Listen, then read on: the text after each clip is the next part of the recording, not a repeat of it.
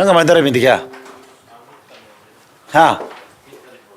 As nami ya bibu se mam lai na nang itu re kapam made ma wang ka ba. Si alda CPU kita tahu sih, cek toroga. Pitam jadi kemana tahu ya? Pitam jadi minti kya sarong ma. Distil mata tam hanjlo. Distil lo. Sudah. Bira karakani ba.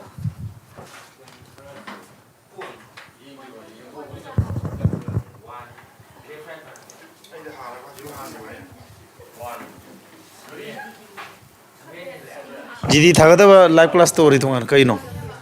Ni sapro.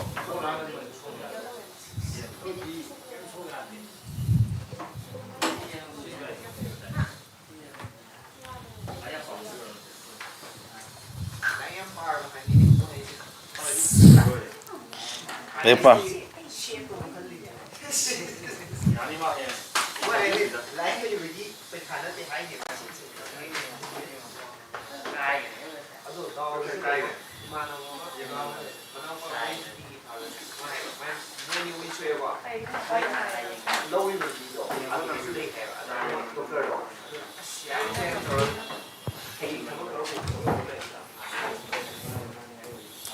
Handak CGL question khara ai nga sai hum yeng sana bado ko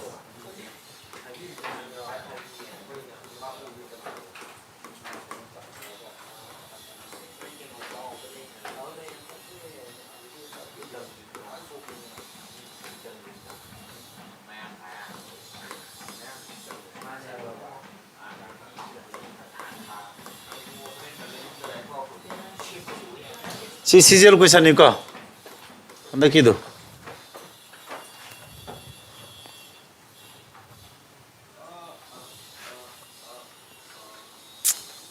Sigisya, kamay hot kane, karam method ko fanya.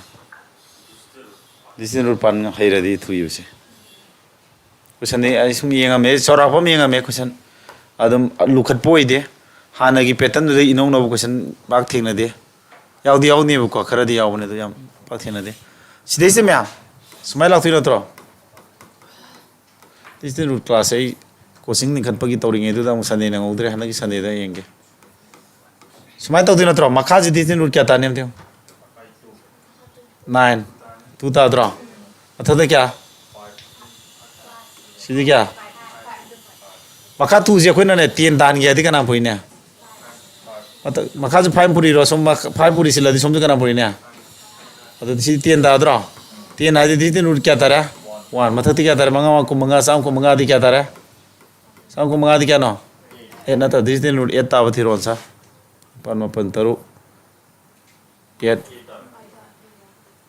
4 Sidi 4 Distant road 8 tawati option number B C taramani mana distant road method follow hot kada ba ha distant road pan gya de option na hana check to da ba distant road ai ba se karam gan pan option je distant road si amta mana dra gan pan ya ne ha ko ai class phajabam tor ke se adagi I don't know the 40 weight ke me hek tak ta ado hange me sum aina uning is aina takiba diten ko thoi pan gi badun apply to ya badun ne ba se question si dio calculation budi sang ba to in tak pom lai dana adagi percentage te ngarang nan takit ngari ba rams income is 2.5% more than Shyam's income. Then Shyam's income lagi C heli. By what percent? By what percent is Shyam's income?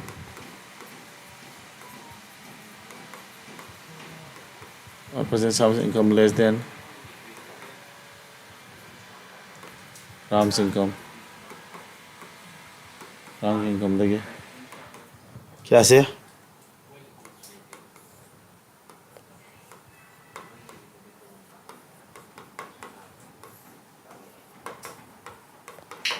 सिंग का लाइनी करी दनो मान लुहली जा calculative हन मई नत्रो इरा लाइना मान calculation तो याद भई ने बा तो इंता ले देने और लेस टाइप याव ग्रम नेगी याव दसा लगी क्या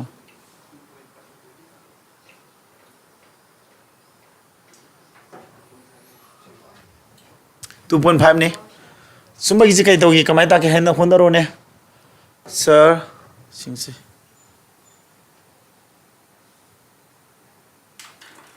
011 base na te si 011 base na CGL base ni ko ain thoji ai link ji kano ma amaga thagi na ko CGL group ka क्या ताई सी जा मोन हान ना मोन हान बा लेस ना हान बगे आई ताक लेस नु कोन बई दो होरेन लाक्तु क्या लाने मथकता मोन हालदी मथकता सी थंबिरगा मखा द साम द सी तिस लक्तु नत्रो साम द क्या सी 2.5 परसेंटेज बुतो पई दी सी नत्रा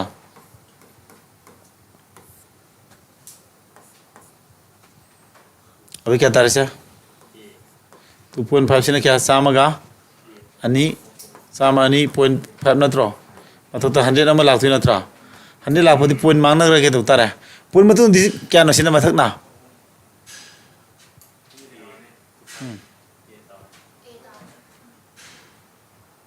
क्या था ए तारबा तमजे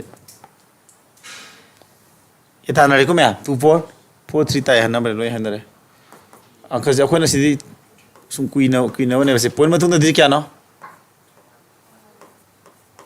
पॉइंट मतु दि क्या अमा सिजु क्या सब माना दि लखो थमे आइबो यंदा रे को मखादा मथक 100 नमग लेजरो है को अदु कुमंगा का दि कुमंगा निफु मथोय ताब्रा सिना क्या कुमंगा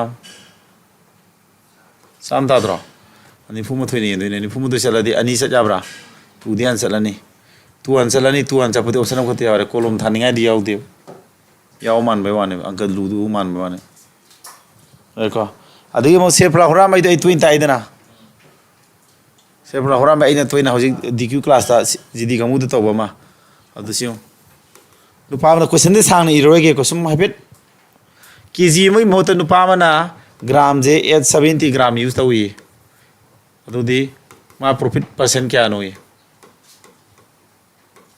प्रॉफिट परसेंट क्या नो है ये दना 15.11 B dana 14.94 C dana 18.21% D dana 11.11% apa sini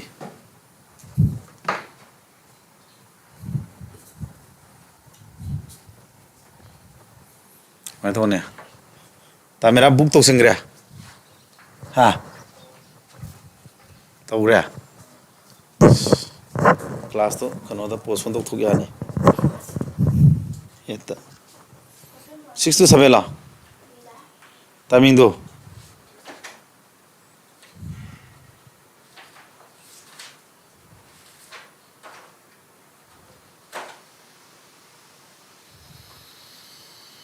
क्या तारे मैं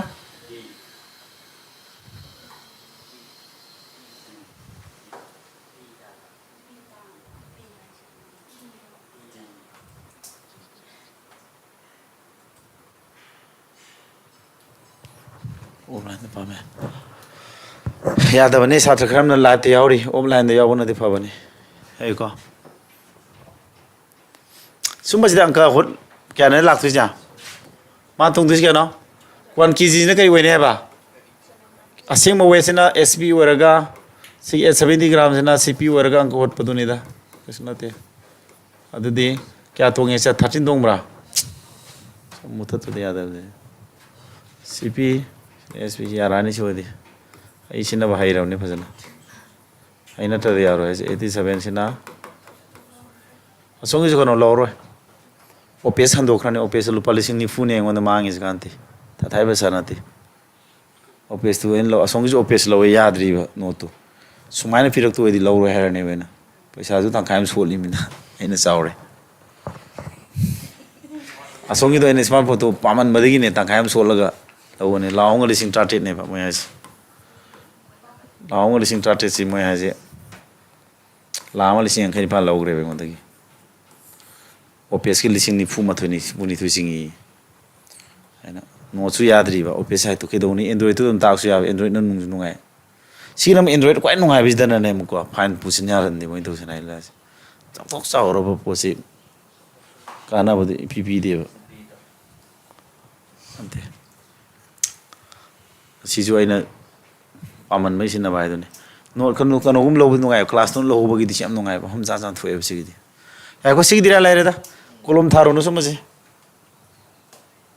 kolom tharo no ba aba क्या लग रहा है ओ शेंग सोलिस में क्या था अदुदी 13 तोंगे ना तो सीधा 13 तोंगे अदुदी क्या था ने से 87 से ना मखता 13 तोंग था अगर परसेंटेज फोटो सी लाउथ ना तो आमदा 1 चले 1 चपन थी रनी 1 चले मतलब क्या ले मैंने 13 नंबर 430 ले मैंने ना क्या सजाई हूँ मंगा सजा मंगा तो कुछ मंगाने बनी फू हेले 5 कितने हेले अदुदी 14 चलग खर सौबला आने समाना हम समझ होती नहीं को सिनी तो मैं कोई संजीय तुम आइना खरा चौरा पंगा सही है मुझे स्किन जो तक लो बनी ना लवली सेकंड मनी मंगा आइना कोचिंग चलम दाइदा सम हैप्पी येंग मदा चाना आइना ताकवा सम चाना बो क्वेश्चन खर उदु दा कनो तो बनी दा आइ वो खंददी कनो तो इदा जी सीजल के से तुम यानी अरे क्वेश्चन चाना ये बा तुमको पेटर्न होंग देव यार बा मैं से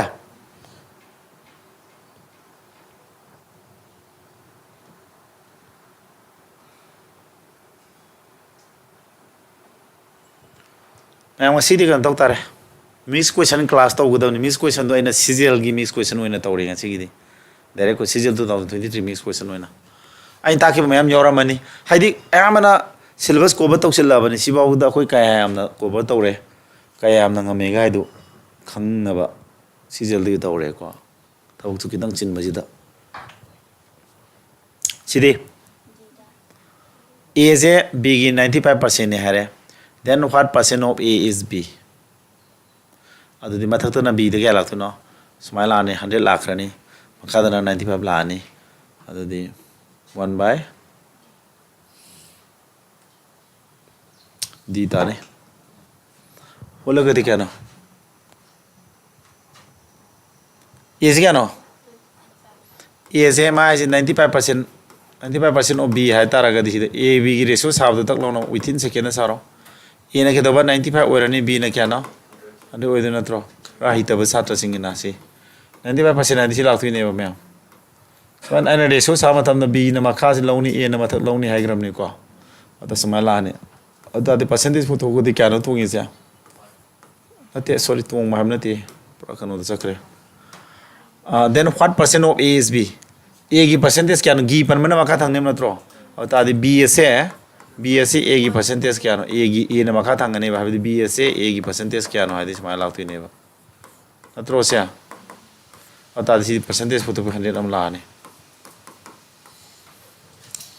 अतः दिख कल थला दिख क्या तारे से मंगा कुन मंगा क्या 19 अतः दी 1 by 19% क्या ना 1 by 19 percentage क्या बा point दा 5 whole 5 by 19 ना तो सीधी 20 by 19 नहीं ना 20 by 19 नहीं 20 ने पूरी दूँ ना तो 20 by 19 है जी 20 ने पूरी दूँ ने बस percentage क्या 20 पूरी दी सामा 20 पूरी दी सामा दा सामा ले रहा सामा दा 19 ना मोला अदु दी सामा दा 19 ये बगी दा मुझे क्या था बा 5 तारीख 5 whole 5 by ꯑꯗꯨ ꯁꯤ 5 ꯁꯤꯗ ꯍꯥꯞꯆꯤꯜꯂꯛꯑꯅꯤꯀꯣ 5 ꯍꯣꯜ 5 by 19 ꯑꯗꯨꯗꯤ 150 5 by 19 ꯁꯨꯃꯥꯏꯅ ꯁꯤꯝꯐꯥ ꯄꯨꯕ ꯃꯤꯅꯗꯤꯀꯣ सिगी बिलो 1 by 19 जे परसेंटेज दा क्या माने है खंग मीनदी लाइदुने अदुना अहनबा क्लास नुमित याउगिबा आइगी को परसेंटेज का फ्रैक्शन गोना आइदे नते सिदी दिल्ली दा लेबा राकेश अदब ओइगरा परसेंटेज तगिना फ्रैक्शन ओन बजे को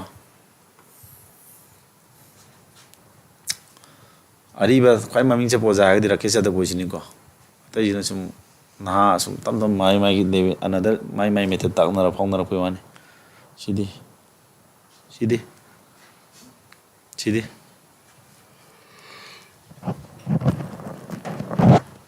ngasai ai sum nei na kan election question yam thengnar ko ta khiba yorom mase ai sigidi election question yam thengnar me election je dum hange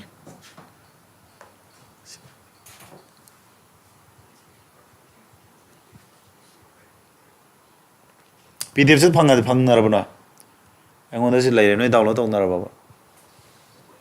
Mapalongi PDF sing do CGL ge chip 36 or mai thagri do 2% votes enrolled in the voter list did not participate nan akhoi election ngata ni nangi ni thui dina mix tor khan tabak du ni sine bang ka gi nium sida ne ma ang ka da lunari si election 2% enrolled in the voter list did not participate and 5% were invalid Adagi 2 candidate A and B for election and A defeated B by 200 votes. If 42% of the persons enrolled in the voter list casted their votes in favor of A, then what is number of total casted votes?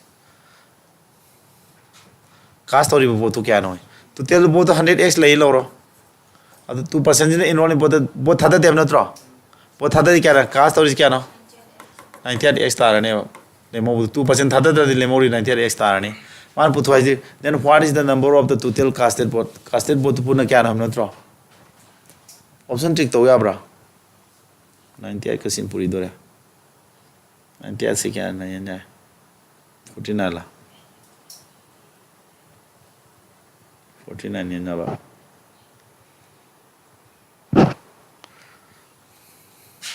Answer si tabra. Si 7 ni nai ko.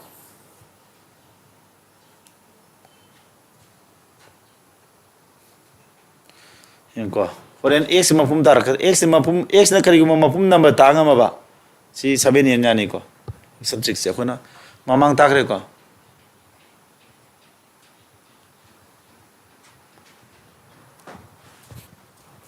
kai no kono tori se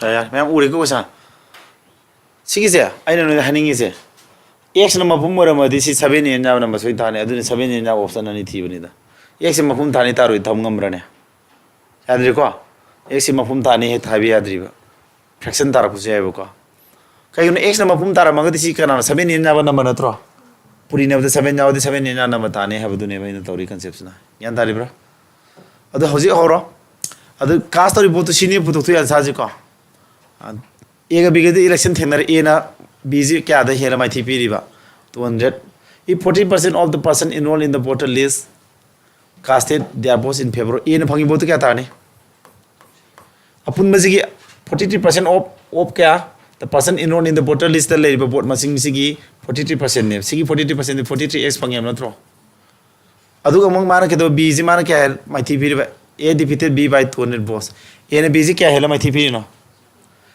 200 hel mathi piri natro on ta pa b na phangi si a de kya handar mane 200 handar mane ba anda bhai sa mawani ji pulla ke dodi ba valid obo botu na du natro bo thadari na sini valid odi kya na valid odi 98x dagi invalid oba kya na sanga ji lokthokraga memory ji valid oba je sine ba valid bot machine mawani ni na du natro what is the number of cast x is solve tonaba upaya ma lere according to the question a ga b ga na phangi board ani ji punchil laga kana gi board ka mana deba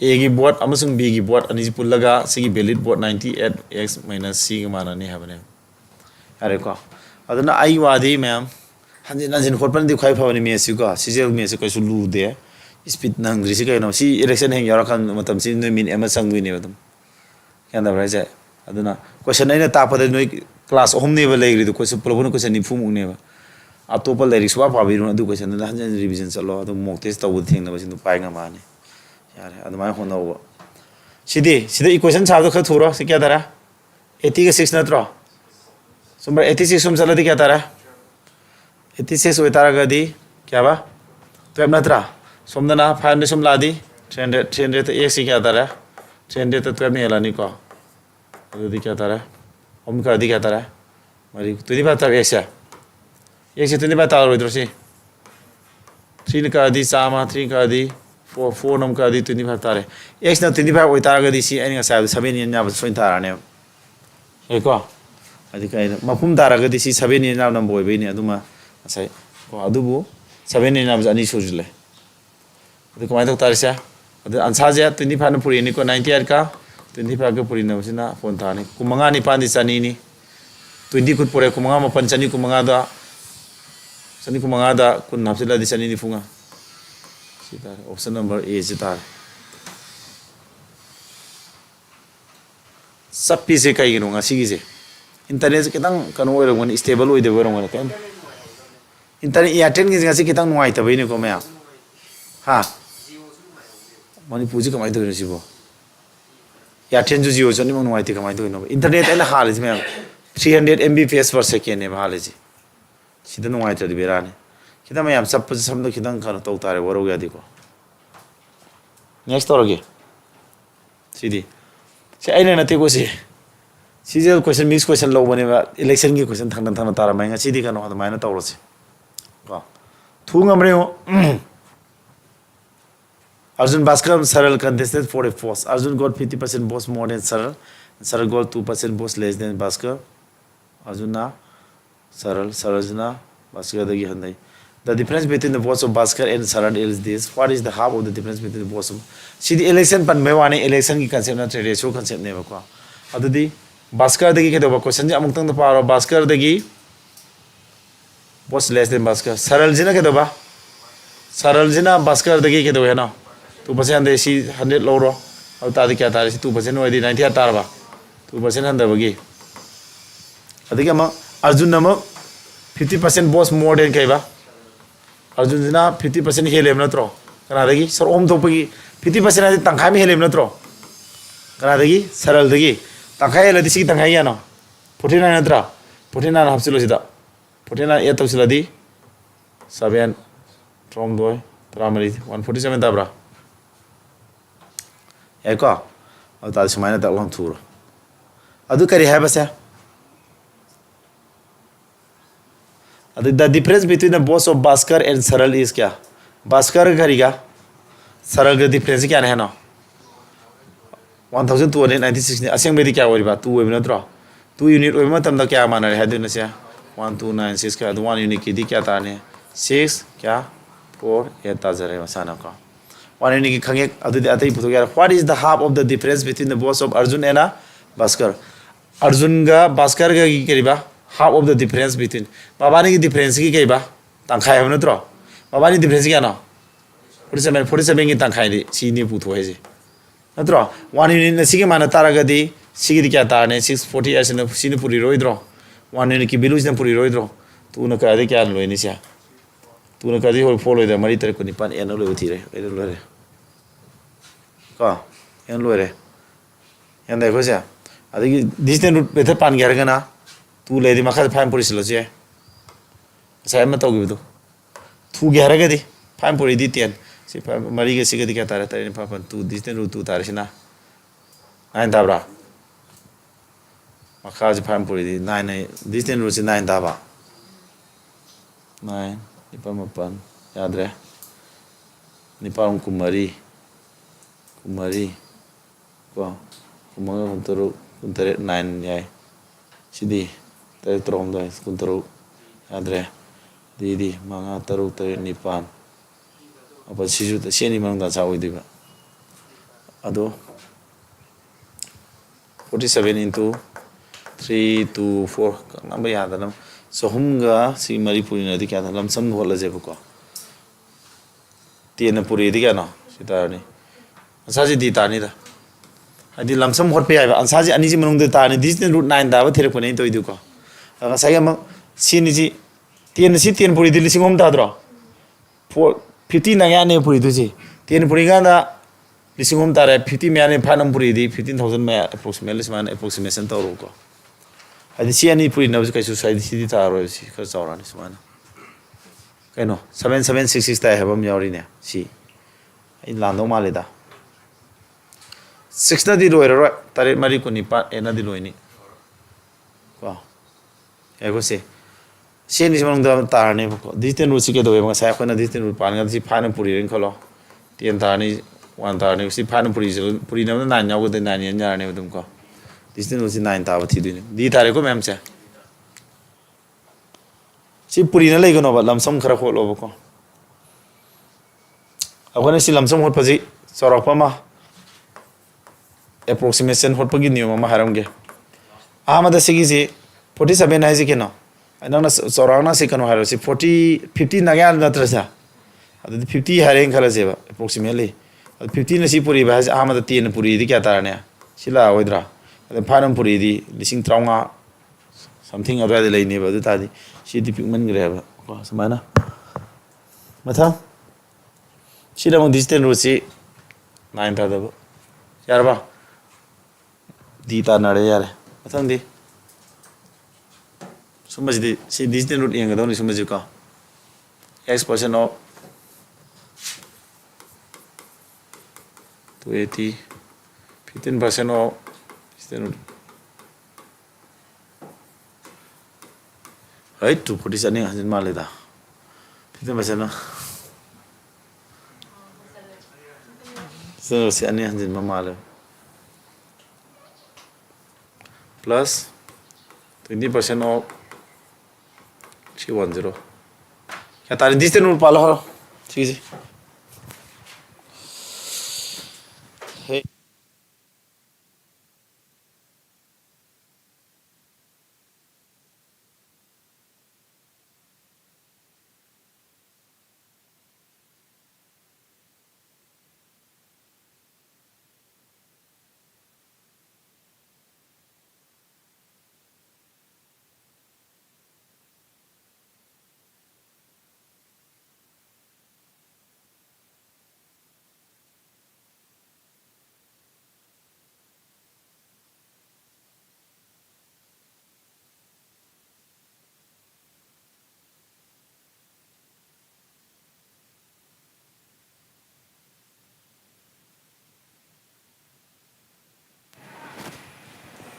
yang क्या तारा रहे रो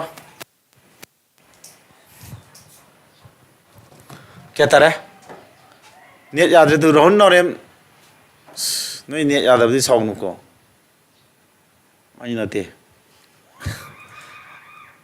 या ten G 300 mbps पर second ने बा इम पुछले जी अखोई कनो हा करम सिगिरा हम तो कवर तो हन गजंग दि ज्ञान ताते कमाना o karo kanai to mundu yenga singa ne sedum kai no no ne sa ya de ya de suma mani ai ka naam samana te sigi kya tare dis din pala kholo kya ta nare besa dis din roz kya tare se ha dis din kya ta de se kya ba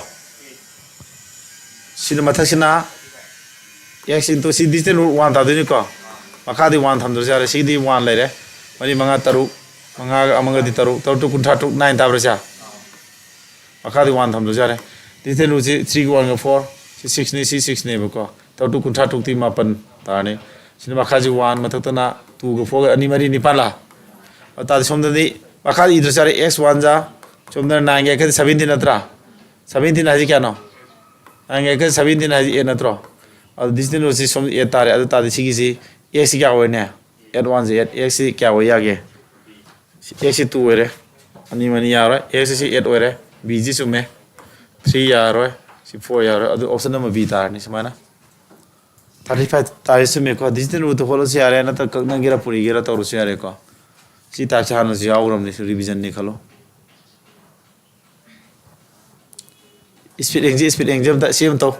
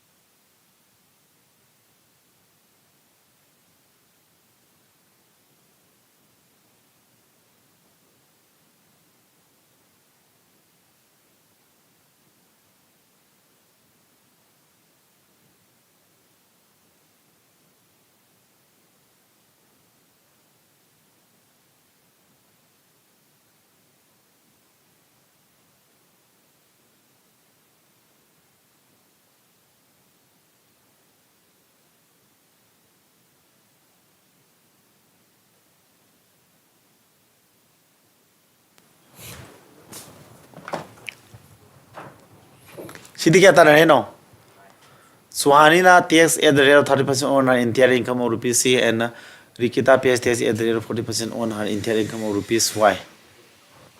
If the overall tax rate on their combined income comes to kya mabane ki apun magi kya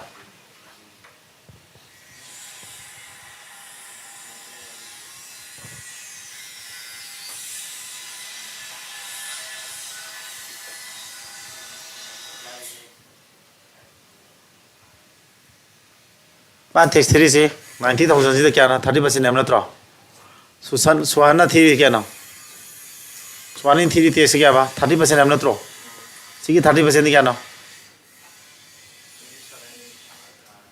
30% थी रही 30% of सीला नहीं बा क्या तरह से flu कुन तरह जीरो हम लाभरा सी tax थी बा को Silere, testeresi, adagi amake doba N, Ritika nagari, Ritika anthiri nagari, 40% on her entire magi upon income jigaba, 40% adudi Y, 40% digano, 40% sinatro. Mavan tax and is pulla kyamane no, 37. The overall tax rate on their combined income zikano. See 37 in a kanamana, 37 or Mavani combined income dicano. Upon Madigano, Siga, my income Siga Pundi Natro 9,000 90,000 plus Y. Upon my income J, Sigi 37% money have the income and is Pun Maziga. The questions in the Gia Konakari questions MBI, Mamanigi Kariba, sorry, TXA, TX and is Pulagano. Siga plus carry 40 Y by and there Siga and is Pulaga 37 by 100 Harakai Latiba. Si mana di natro tana be aurba usna ba kya tara 21,000 ta wa yauna re si na lak tu sia wai bu thoi ne basi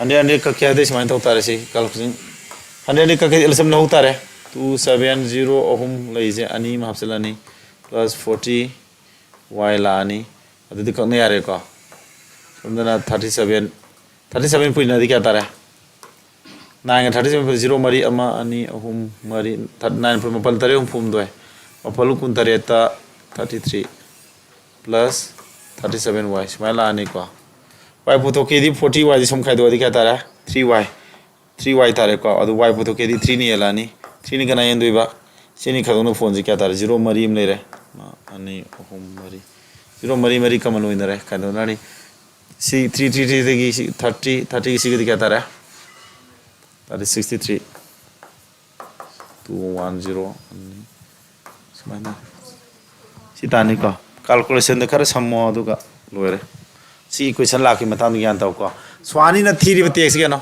ha elegation panbra 30% on entire income or rupees c 40% on entire c 37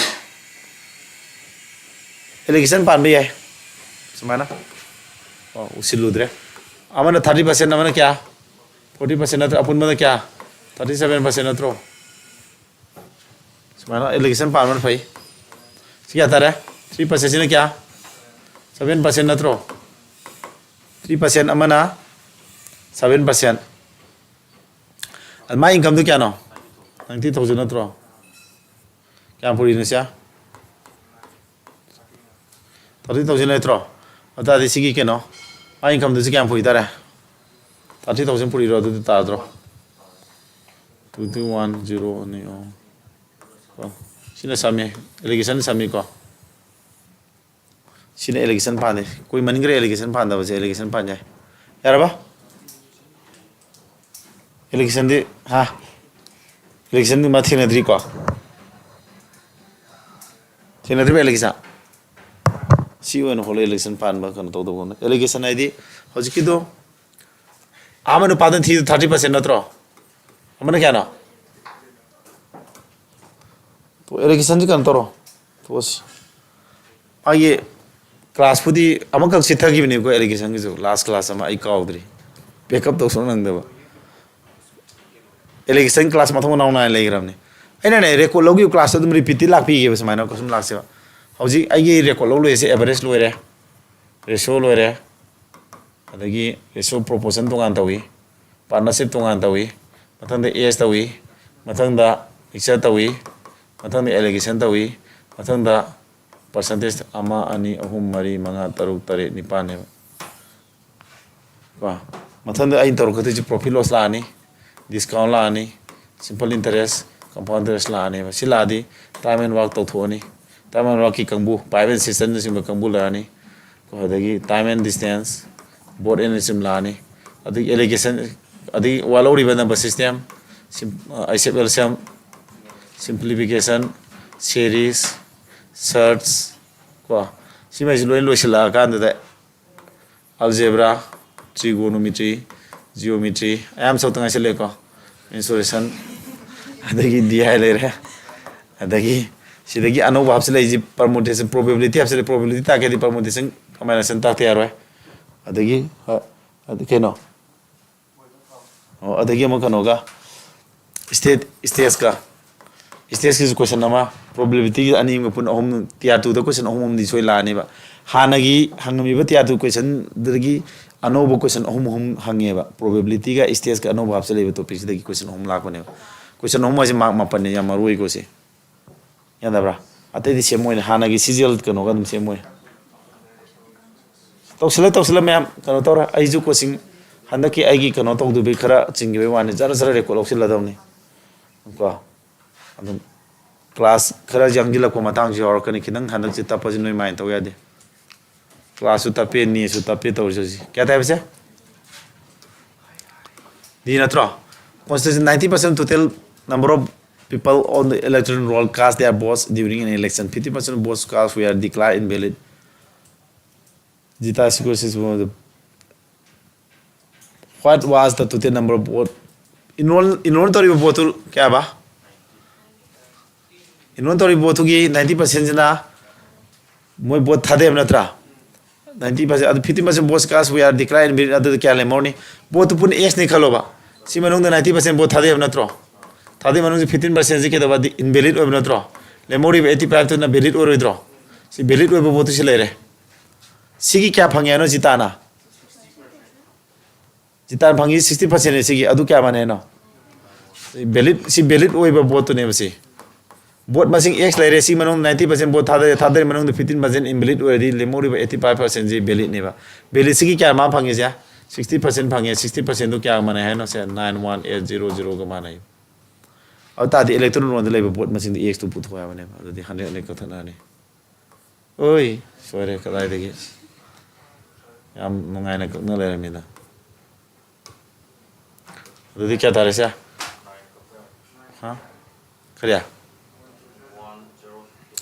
ऐसे होले क्या तारे बनो किधर मैंने hive तो थमलो रे सितार बा के दो होते नहीं वाना करने के दो दिन इधर नहीं तारे तो सुम्म मनी है इधर तो अरे क्या इक्वेशन सेम बदु फास्ट होने सेम बदु की वरी नहीं था अदो आइने सुमखन बदा याम थी नहीं मारांग कार्य नहीं आदित्य होगी से येंगे बा हाँ ताकि बदे आई लोग यार मनी एक कलेक्शन तो करने आदित्य होगी मोगी यूट्यूब कनो दो मागी पीडीएफ नोंगे मैं आम यंगा ना मोई इलेक्शन क्वेश्चन यावे दो अखोगी दी मारांग कामे काय ग्रबने याम थी ना क्लास 12 ने 13 ने 14 इलेक्शन जी खरा इक्वेशन साब कोट जी खरा वीक ओइब कमूदी वाय ना क्वेश्चन जी पुलफोन 40 to 50 में या नहीं नगरम ने सी मारांग काय रबने हतारे इलेक्शन की को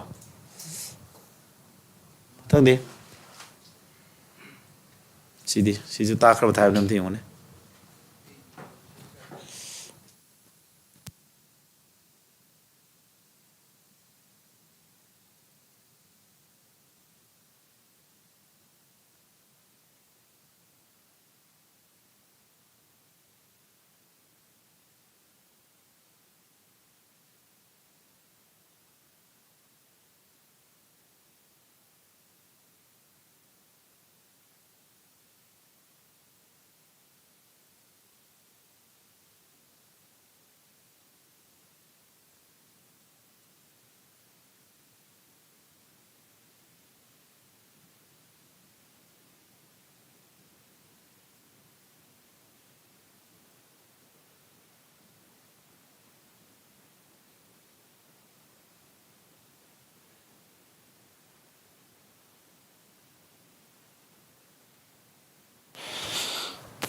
क्या था वैसे ना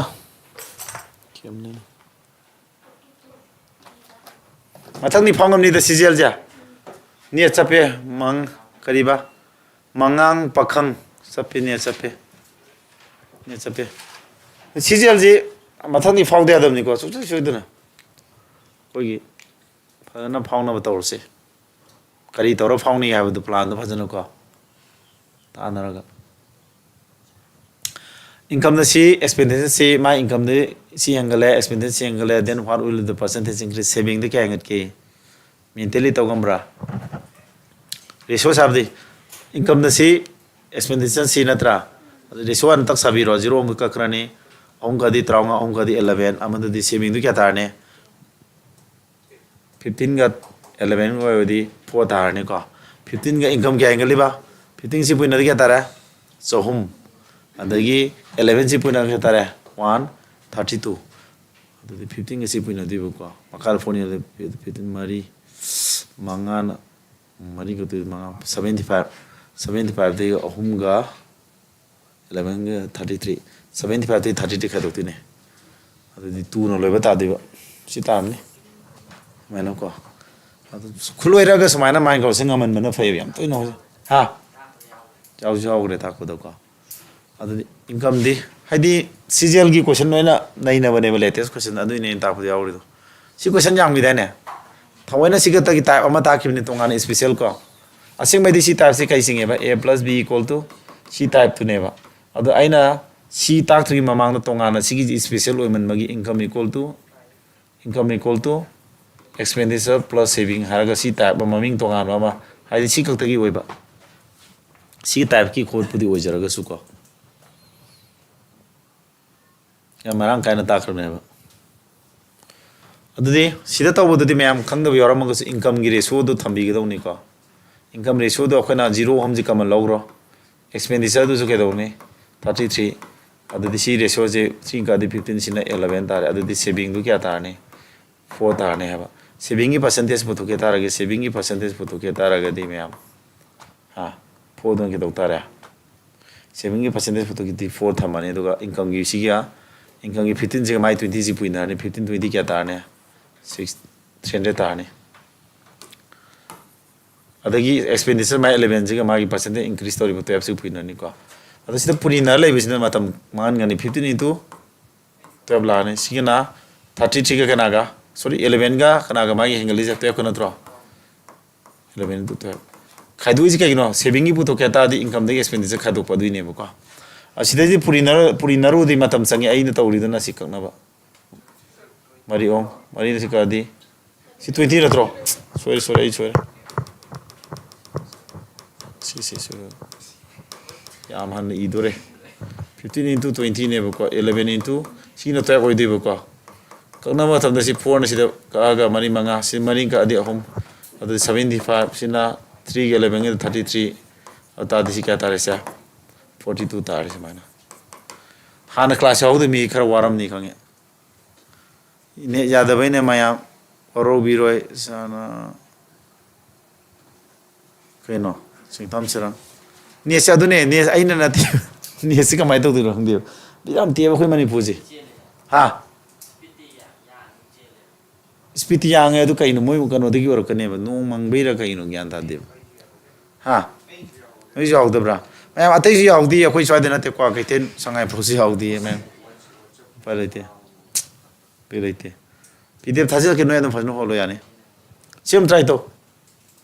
Election question yam jawe.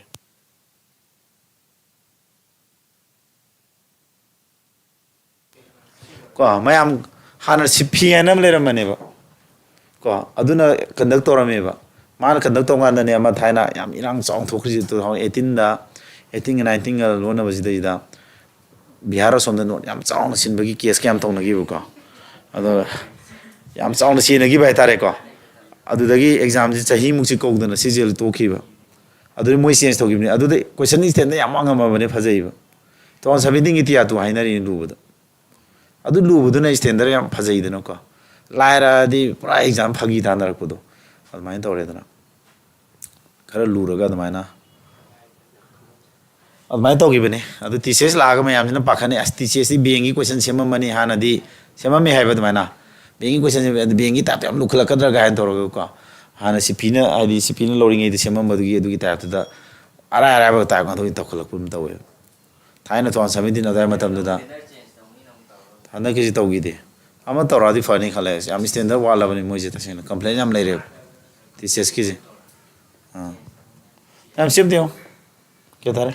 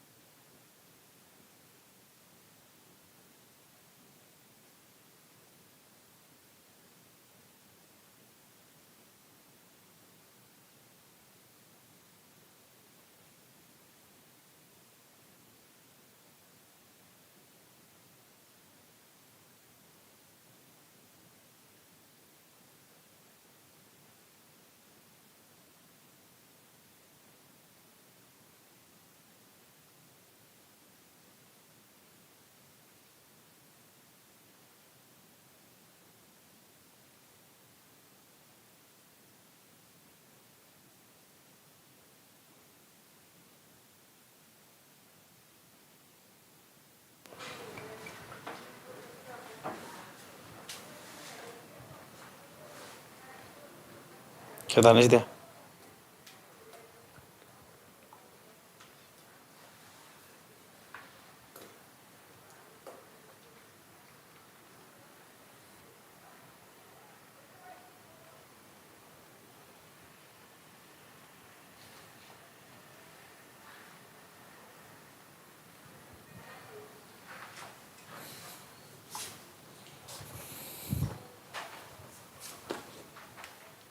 Amna yorba.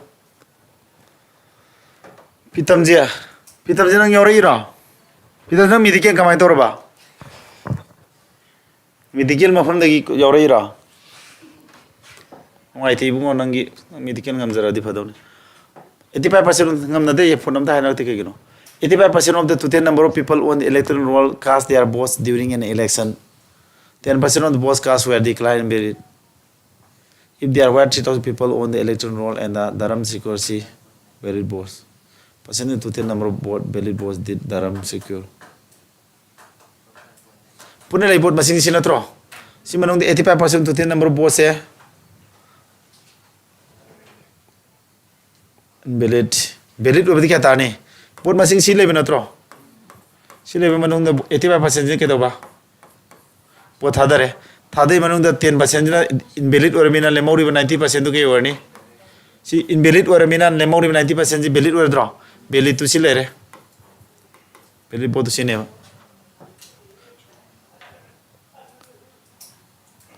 Dharam na phangine kya? Valid boss. Valid boss an putu ko. What percentage of the total number of valid boss did Dharam na phangiba sigi board masing ja? Valid board masing si masing ji percentage pathok tuini si ana tawglo ko 0 mari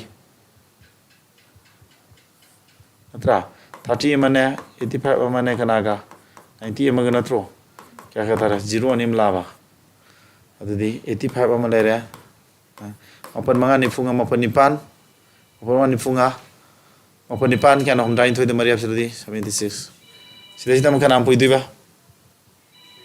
Tribune oh manga traum om truk time pan trampan untuk kematuan itu 22950 deh foto buka gis pau phone dari ara basa adu di mana phangi buat masing sih ba daram na phangi buat masing sidai se sigi percentage kya nam natro si percentage kya nam is mala ne natro percentage butuh aja kya tara tu dia Sironi kata nanti, kerana apa sih? Ya ada. Hah? Tara taret. Sini mangan paham kerja apa? Paham kerja mangan mari kun. Mama aku mangan ifu mangan apa? Tadi mangan te kun traunga, mangan kun traunga, kun saimpan. Ciu dra. Saimpan lere. Mangan traunga, saimpan, mangan. Taruh, 459 puri tu natra, yang tu ba, kya tarik sih? Am tu wan sepra, kena soy bro, kau ini tahu je, kena soy reng komun tahu sih ko, 13770 tu makha adalah tu isna 229500, persentage foto punya 100 nama gelar ni apa ni dah, ha. Jadi kaya nota de 0 ni phat kak naraba ada di si kak nata pham kak tare ko pham ka di manga mari kun manga ku manga ni funga manga apa ni funga sini ba manga ka ben manga ni tara manga te kun thonga kun tare manga ku manga kun manga mari kun sita bra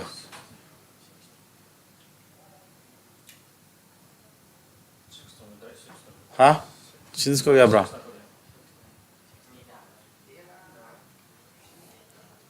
Trampan, ini kaya sih keno, mangani tara, mangate kun traunga, mangate kun traunga kun terima kun, keba, sini sih ramah, sini sih ramah, ama kaya hari nu aja, 456 nak kau, or nama dia 6 nak kaya hari dah, oh nggak sah gitu lah.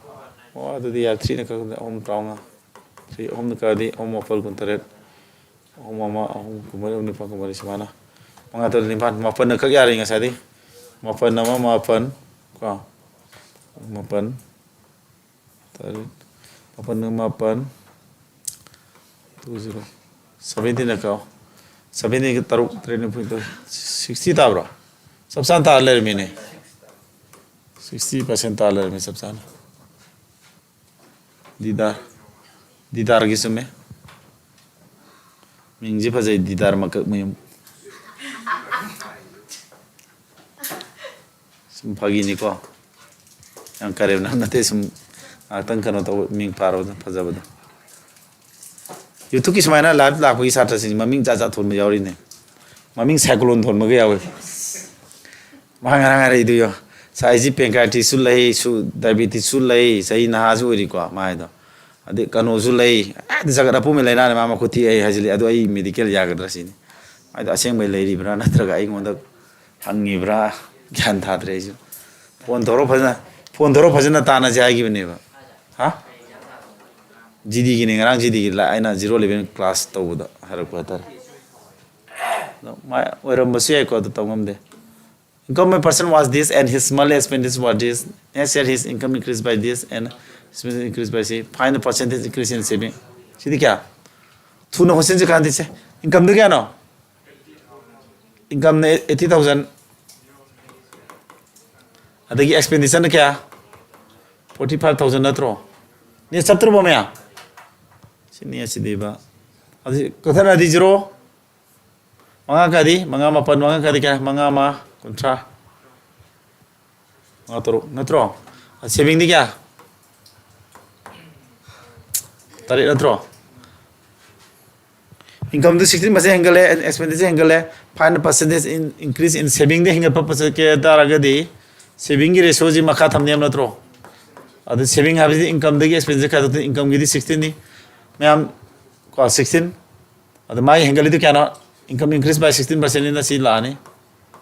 The expenditure the Kang 8% से माला आने सीधे लोरे अदुदी 256 तकी क्या था 972 का दो ने को 7 नहीं अलाने ऐसा था कि a plus b equals c type तो नेबो को सीधे क्या था रे 4 तेरे अलादी निपान था रबा अदुदी 184 तो 7 नहीं अलादी तेरे नहीं तराम नहीं 44 26 something दी लगी नहीं ऐ को 26 something Didar makam ini tak long hari ini, apa ini? Didar, D-I-D-A-R, Didar makam ini. Ya, mana? Kau, pai. Hai ma, yang mahir. Tui ma hari je salon aku sendiri, tu calculation tui heba. Yang pai kau. Ni suppose tu macam ini, ini ambil lain, yang biri jam tahu ya na, pai. Ai nasi link thajung gitu kan, amma soi kero. Aku kano kambugi, sijil kambu dah link thaba dah ama sijil pung mari minit trauma dah ini kano thagi bida kana yau singgaro. Mai kara aina sem main kamdo kara yau eba. Nawa senja mangang pakhang gaya je.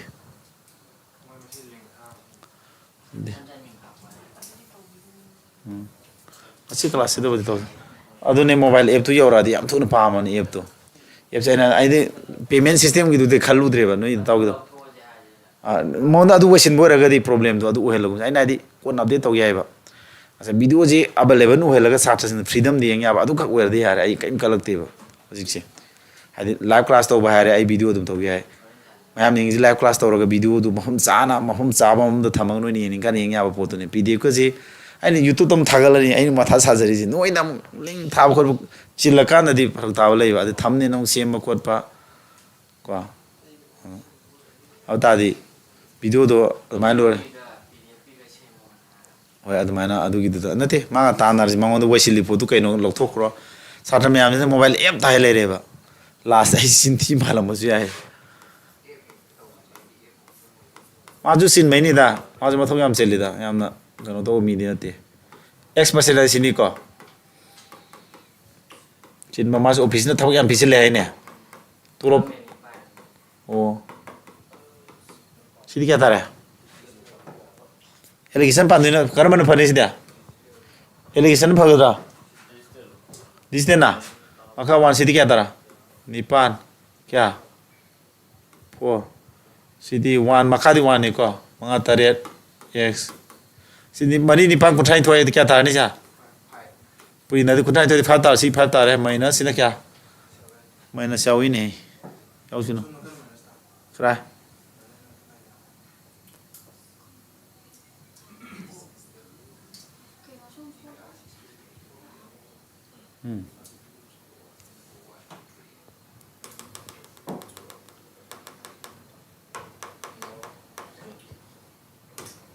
Saya. 그래. 엄마. 왜? 씨, 니들은 그것도 저러기. 또 tiền. 하. 이거 가독까지가 아주 잘해. 대신 너무 미안해.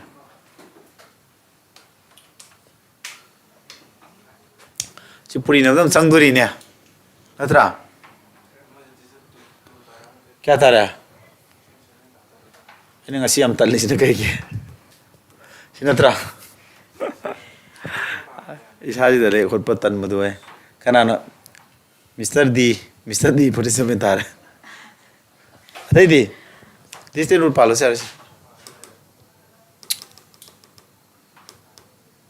so di sini wan tarik sini pun natro kan oh semine 3 ni lalu tu oh ai ngau khale ko myam sina nipan tratu ko dikha tara 7 tarba si 1 tare si manga ani ga ditari natra 7x plus kya ani ga manga do hum mari hum try thoi na to try thoi dikha tara 3 tara 3 somda kya pam manga tarba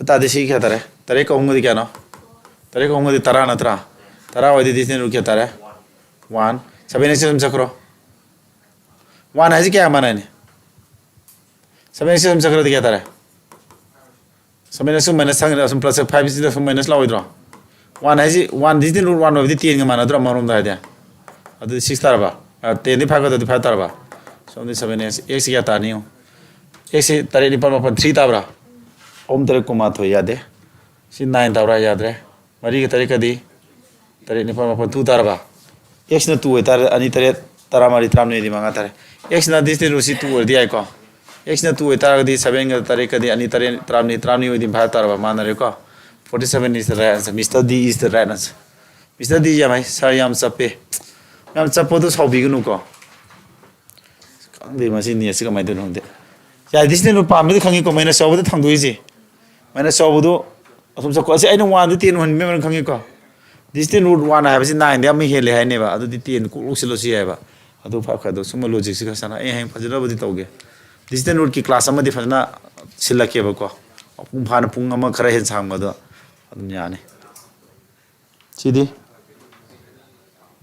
Aditana 300 mangoes for Lupasi. Some of these mangoes are rotten and thrown away. He sells the remaining mangoes at rupees 5 each and makes the profit of this final percentage of mangoes thrown away. Undoki to kya no throw.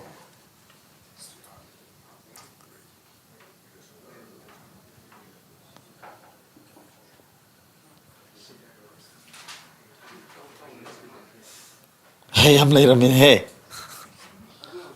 Ha. She will lose it. Now, she know. Share of it.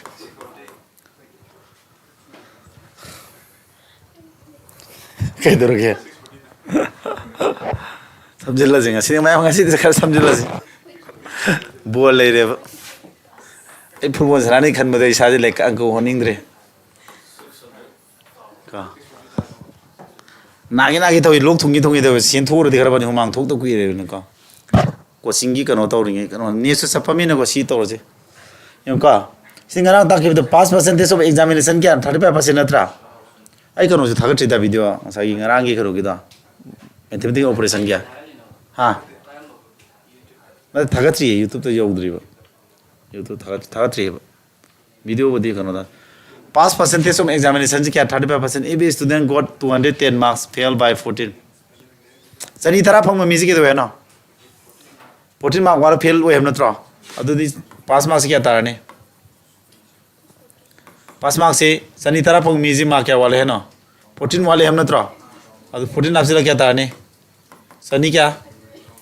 Sunny को मरी ना त्रा सीधे pass mark ने pass mark percentage क्या है माना बच्चा See 45% man, sorry, 35% man, never. 35% you see pass mark man, a third one in Nikidi, I'm already in the natural. Kari Putuno. Then the maximum mark the 100% load in the car. Other Catarisa, Manga Kadi, Manga Kun Manga Kadika, Tarenka Gavra, Tare home, Kumato, Taramatariani. adu 32 ga 20 ga di myam 640 taramani ya go se didar jam mista karano mirara ha kono da question nam mot ki ba yare myam si tora lo sela ji ko ipai puron taret ni tram ni kono sunya pung ya pa Sonia kan apa ge le library paro song da ba isai ga tathu ge ni speaker ga khili du ta dro ni isai ga ha speaker ga khili se noi am tathu to ji se ai kitang free way khala kan ni se gd gi no di ni kitang preference phira ga athang da gi di plan hai di ai classroom lei ta bagi karo si to we ne ba sindok ra ga noi gi phajana cgl gu madani focus kan tor ka du ji hoina season GD gi season oi bagi GD gi da khara focus to bai noi ju tawri di to budi ada noi ne hena tor pai bam sla ne ba do to se ba sana kem khalu no mathang gi season ji phau ya de ma de khara wara ni na hoji ni hum ni manu percentage hawni ma kok te sala min du farni ko percentage haw dore ko ma'am class home to gini miscellaneous class home to lo percentage to ni sorry percentage ne profit ai kano tore ma'am wakhan ji na football ground le re ka semana na profile was class ho dure boka adu da si ho dringe da nang kano yengoro video do percentage ki class number maru ina class number 1 yengo ratio ki jo class number 1 ga 4 km ka do yengo ba 4 km ka do yang apa si kalau apa yang kanu tahu mana ko aina tuition jadi thaning na buon jadi sin mana te line sin jelak pane aidi opponent lai tabai sana jelak buon jadi thawin sin dra bane mina surprise poina smile sin jelak phaji buon sana ninge ba na daram sajen jaw de to si kya tara successive pan mai dia 30% ani hangal phasinga 30% ani handa baje karan kai do ge no is by what percentage anirak 30% hangal phajiga ke do ba 30% ani hangal pham na tro 30% ani hangal phadi ke manai ba 30% ani hangal phadi ke pala ha 60 kya tani sigi dia x plus y par mi do to du na tro adu kya tara 60 0 ko 69% ta dena 69% ta ni 30% ani handar di plus ngak thoi bani na minus oi dina tra ni ma handar dia adu kya ta ni minus 60 ta ni ko plus 60 di 9 kha do di kya ta ni sine 51% ta do ni sine sire kya hele 18 hendra adu di kana dagi pali di kana de no sire na tra 51 dagi 18 hele percentage sam dagi di kya no to ni bu samana adu 1800 to 51 yela ni 51 yela di hom sa jabra amad hom 3 no ban sa ta ni ko 3 sale hom manga taunga 153 oi di kya tare 7 27 tar 270 sidi 51 yam da kya sa ja 5 sa jabra manga ko manga 5 sa ja ko ado option am di tar ni si yam hai ba kano si hana video yeng bai ra khande Mr. D ga didar makuk mayum nai re nga sigi ko institute chesam gai mami ji pa thok de ba ha dai nati group mani ka tha ba akoi gi ne CGL gi group am ka thai do soina na forward to single ba khande ba public lab tin nati public oi bro oh public oi thokra male me yare ka squad de sum ko me ai de satra me am ahiba me am ai video yeng ma satra me am ji yaure adu chu khange phare ka squad de ko so pare me ngasi lu sele bon dai kano ne